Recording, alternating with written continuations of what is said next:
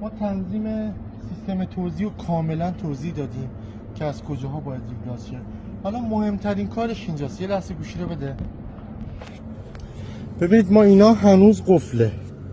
زمانی که اینا قفله ما اینا بستیم، این دوتا رو قفل کردیم دیگه. حالا مهمترین کارش اینجاست. ببینید این دستگیره ها تو تراکتورهای ایرانی اینجا نوشته بالا، ببینید اول خط قرمز نوشته حمل و نقل. تراکتورهای مدل پایین نوشته ترانسپورت. اینو تو حالت ترانسپورت یا تو ایرانی ها حمل و نقل میذارید. این دستگیره هم اومده اینجا یه فلش گذاشته.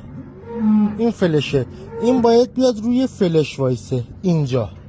حالا این دوتا رو که اینجا گذاشتین، میایید این دوتا دست اهرما اینا که قابل ریگلاژن، دو سرشون رزوست کاملا، اینا هم که قفله، اینا همینجا جا میزنید.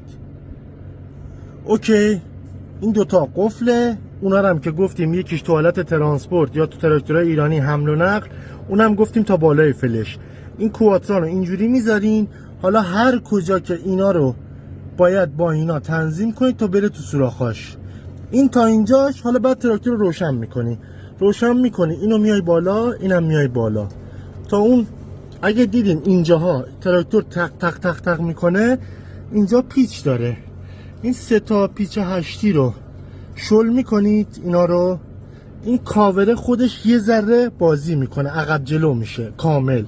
از اینجا تنظیم میکنید، میشه تنظیم شرکتی.